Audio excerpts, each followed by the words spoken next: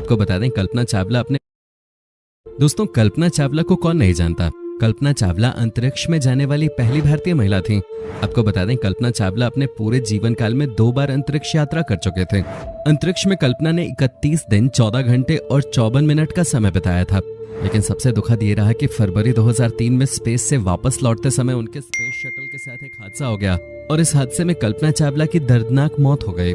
लेकिन सोचने वाली बात है कि नासा जैसी टॉप स्पेस एजेंसी के साथ ऐसी दुर्घटना कैसे हो सकती है और ऐसे में यह घटना अपने आप में सवालिया निशान खड़े करती है। तो दोस्तों क्या कल्पना चावला की मौत कोई दुर्घटना नहीं बल्कि कोई सोची समझी साजिश थी या इसके पीछे कोई रहस्य छुपा था? इन सभी सवालों का जवाब आपको इस वीडियो में मिल जाएगा। इस वीडियो में आपको हम कल्पना चावला की मौत की असली वजह के पीछे क्या कारण थे वो बताने वाले हैं, तो वीडियो को मिस मत कीजिएगा और लास्ट तक जरूर देखिएगा।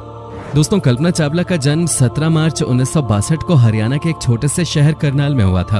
उनके पिता का नाम बनारसी चावला और माता का नाम संज्योति था।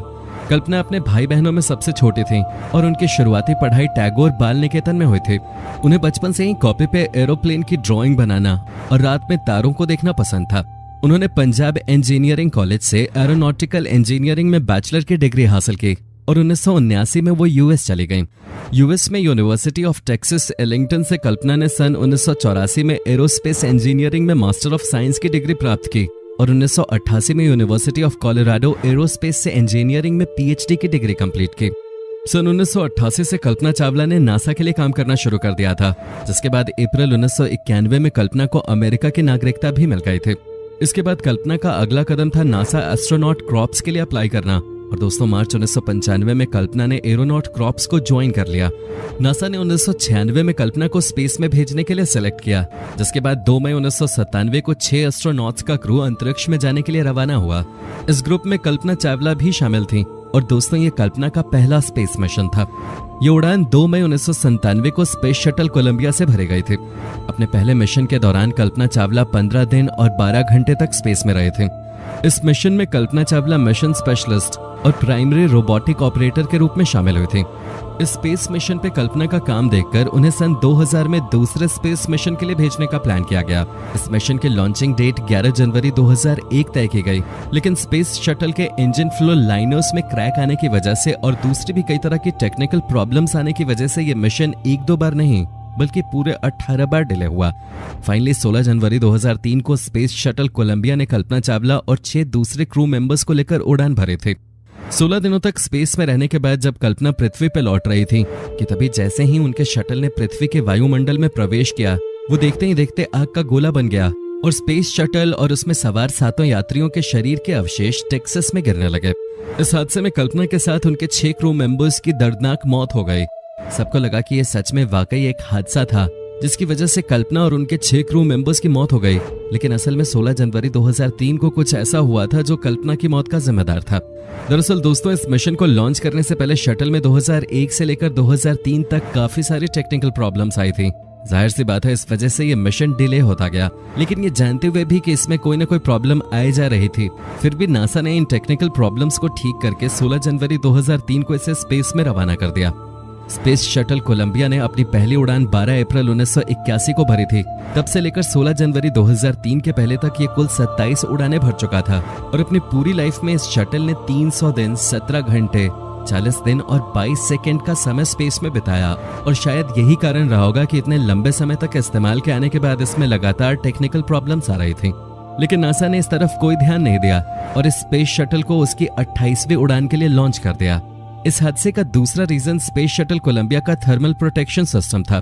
स्पेस शटल कोलंबिया को जब लॉन्च किया गया तो उस वक्त उसके साथ 2 बूस्ट रॉकेट्स और एक एक्सटर्नल फ्यूल टैंक को कनेक्ट किया गया था। शटल के इस फ्यूल टैंक को थर्मल इंसुलिन फोम से पूरी तरह से कवर किया गया था, क्योंकि इस फ्यूल टैंक में फ्यूल को लिक्विड हाइड्रोजन और लिक्विड ऑक्सीजन के रूप में रखा जाता है, जो कि बहुत कम टेम्परेचर पर लिक्विड फॉर्म में रह सकता है। इसलिए जरूरी हो जाता है कि फ्यूल टैंक के अंदर ही हीट ट्रांसफर को रोका जा सके और इसी वजह से पूरे फ्यूल टैंक को थर्मल इंसुलिन फोम से कवर किया जाता है। इसके अलावा स्पेस शटल पे भी थर्मल प्रोटेक्शन का इस्तेमाल किया जाता है। शटल का थर्मल प्रोटेक्शन सिस्टम या टीपीएस वो बैरियर है जो स्पेस शटल के ऑर्बिटर को पृथ्वी के एटमॉस्फेयर में री एंटर करते समय 1650 डिग्री सेंटीग्रेड तापमान तक हीट से बचाता है। इसके साथ ही साथ ये thermal protection system space shuttle को अंतरिक्ष में हीट और कोल्ड दोनों से बचाता है। टीपीएस पूरे ऑर्बिटर की सतह को कवर करता है। शटल के हर एक पार्ट को पृथ्वी के वातावरण में री एंटर करते समय अलग अलग मात्रा में हीट सहनी पड़ती है और हीट की इसी मात्रा के आधार पर शटल का थर्मल प्रोटेक्शन सिस्टम तैयार किया जाता है। स्पेस शटल के टीपीएस में 7 तरह के मटेरियल को यूज करते हैं जो अलग अलग मात्रा में टेम्परेचर सहन कर सकते हैं। इन 7 मटेरियल में सबसे इंपॉर्टेंट कार्बन पैनल होता है। इनमें एक सबसे इंपॉर्टेंट मटेरियल HRSI या high temperature reusable surface इंसुलेंट tiles होते हैं। ये टाइल्स स्पेस शटल को 1260 डिग्री सेंटीग्रेड तापमान तक हीट से बचा सकते हैं। इन टाइल्स का इस्तेमाल landing gear doors, external tank और एम्बेलिकल कनेक्शन डोर पे किया जाता है। इन टाइल्स की मोटाई भी शटल के प्रत्येक पार्ट के अकॉर्डिंग और वहां पे पहुंचने वाली हीट के अकॉर्डिंग सेट की जाती है। इस तरह 5 अन्य मटेरियल को भी यूज करते हैं और स्पेस शटल पूरी तरह से थर्मल प्रोटेक्शन सिस्टम से कवर किया जाता है।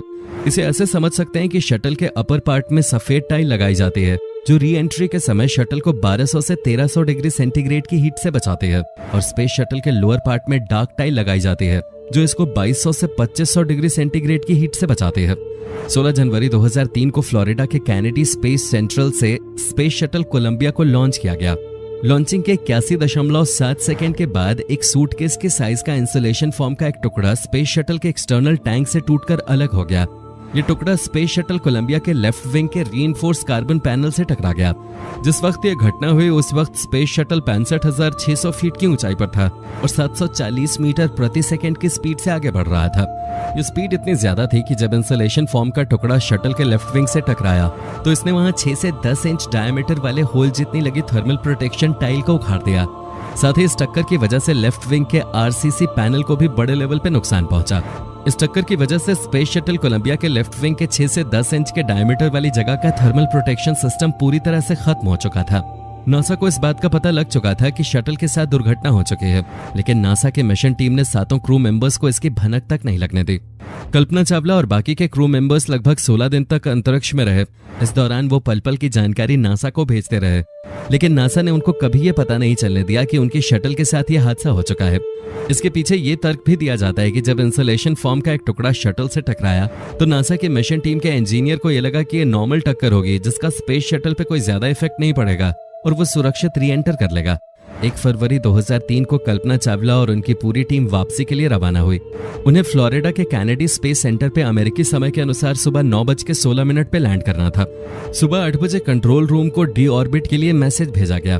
8:10 पे क्रू मेंबर्स को वापस मैसेज भेजा गया कि सब कुछ नॉर्मल है और वो री एंट्री कर सकते हैं। सुबह 8 बजे क्रू के चालक दल ने भी ऑर्बिट 1 के लिए स्पेस शटल कोलंबिया के 2 ऑर्बिटल मेन एवरेज सिस्टम को चालू किया। उस वक्त स्पेस शटल की स्पीड 17,500 मील प्रति घंटा या 7.8 किलोमीटर प्रति सेकंड थी। स्पेस शटल कोलंबिया अपने 255वें ऑर्बिट पे था और इंजन को चालू करते ही इसकी स्पीड थोड़ी स्लो भी हो गई थी। ये पृथ्वी के एटमॉस्फेयर में एंट्री कर गया था। सुबह 8:44 पर स्पेस शटल कोलंबिया पृथ्वी से 120 किलोमीटर ऊपर था और बिल्कुल सही हालत में था। इस समय तापमान घर्षण के कारण इसका टेम्परेचर 1317 डिग्री सेंटीग्रेड तक पहुंच गया था।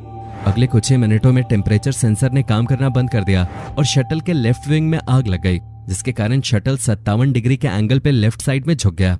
धीरे धीरे शटल के लेफ्ट विंग की जगह होल हो गया और एटमॉस्फेरिक गैसेस शटल के अंदर तेजी से घुसने लगी।